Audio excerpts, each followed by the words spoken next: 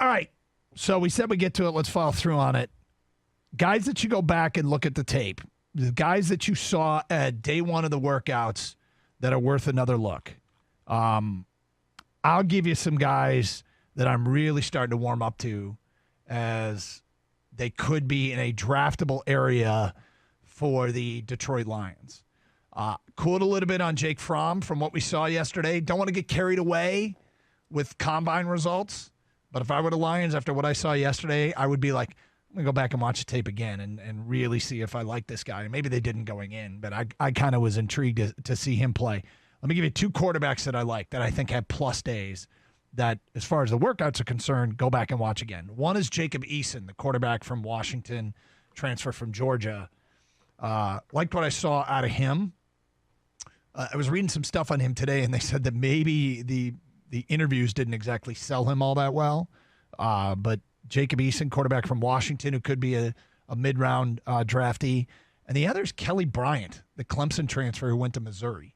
I thought had a really good day. Yeah.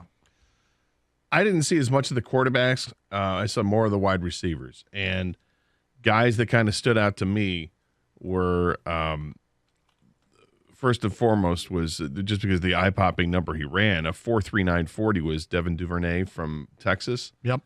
That's pretty outstanding 40 time, a 4.39. And I'm looking at his scouting report, and it says that one of the weaknesses is plays like a running back who happens to have great hands.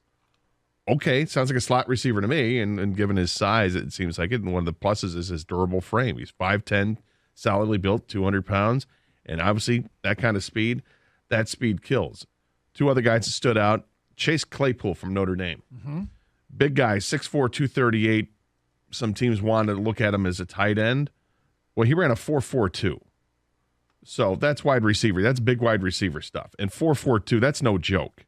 19 reps on the bench, so he's very strong as well. I started thinking about this.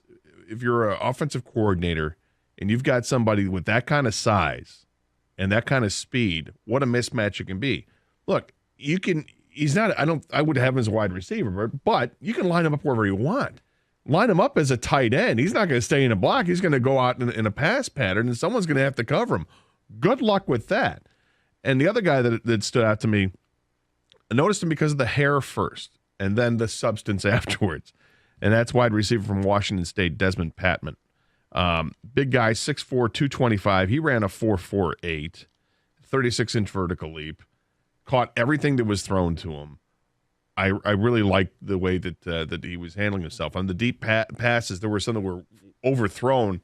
He chased it down, made some nice grabs on them. I like Desmond Patman a lot. Yeah, deep group of wide receivers. A guy, the wide receivers. Look, this guy was already praised, but I'm like, the sense of urgency to trade down and get more first-round capital. I'm curious to see which one. I want CeeDee Lamb. I love CeeDee Lamb. CeeDee Lamb in a Lions jersey, the Oklahoma wide receiver. It's no big secret, right? I thought for a while there, you got guys, you go, this is our secret. We just hope you can get this guy. He's no secret. Everybody knows. No, CeeDee Lamb, Jerry Jeudy, Henry Ruggs, and Jefferson are not going to sneak up on anybody. They're not a surprise. All four of those guys acquitted themselves just fine. The only bummer of the whole group was that Henry Ruggs, after he ran the 40, was icing down his quad, and he's done. But he ran the 4.28 to be the fastest guy there. But everybody else, those guys. I clocked him at 4.27. Did you? Mm-hmm. Well, Charlie DeCastro clocked him at 4.20. Did he? Yeah. Jeez. So it was. You look at the blue chips; they're blue chips for a reason. They are smooth. They catch everything that's thrown to them. And, oh, by the way, you look down to the 40 times, and they're all 4.4, in the 4.4 range or less. You just see guys, and you're like, I feel like this guy, you can clearly see him being elite. He's like the Riley Green of the combine. Khang, who stood out to you? Well, one of the guys is Henry Ruggs. I know he's not like a sleeper name or anything, but if the Lions do trade back from 3 and get 5 and another mid to late first-round pick, and Ruggs is there, I'd love to see him draft Ruggs. They're missing a dynamic home run player. You know what I mean? I like Kenny Galladay, but he doesn't have the speed burst. When you look around the league, like a Tyreek Hill, these guys that can just catch the ball and be gone no matter where they catch it from, That's the guy Henry Ruggs is. The 4.27, 4.28, 4.20 of your Charlie Casserly, 42-inch vertical. The guy's explosive. He gets the ball in his hands. He could go the distance at any moment. As far as quarterbacks, I'm back to Jalen Hurts again. We talked about this a month ago. Maybe in the fourth round if he's there. Doug, you wouldn't touch him. I wouldn't go in the third. But hold on. Oh, you wouldn't touch him in the fourth round. Yeah, I wouldn't touch him until the fourth round is what I said. Well, me and Gator were like definitely going to draft him in the fourth round at that time. You guys are talking about third round potentially. Potentially third round, but probably not because the Lions have such a high pick in the third round. Fourth round is where we start thinking about it. I might have said fifth. I don't know, but I didn't. You guys liked him more than I did. You're not ruling him out. No, I'm not ruling him out. I just probably won't be there when I would say, yes, I'll take a quarterback. Fifth, sixth round. Yeah, but for us, we were at fourth round at the time. I'm not sure he lasts to the fourth round anymore. I mean, there's some Dak Prescott comparisons coming out. I thought he had a great combine yesterday. Now, granted, it's just a combine, but his throwing motion looks good. He looks fluid. He ran a 4.59, so he's mobile. I think Jalen Hurts is a guy you just keep an eye on just in case he does fall. Well, here's something else I keep in mind with Jalen Hurts. The guy was successful playing an Alabama system when they started to dial it up because they wanted to throw the ball a little more. And he was very successful at Oklahoma where they produced the number one pick in the draft each of the last 2 years with the quarterback position. So and they asked him, how different were the systems? Like, they're very different systems.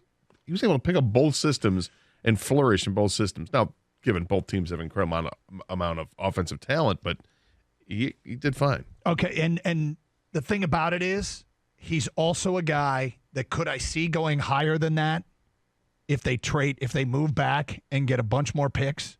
Like, let's say they move back and they get Miami's pick at 27 and their third rounder, and you find yourself with extra picks.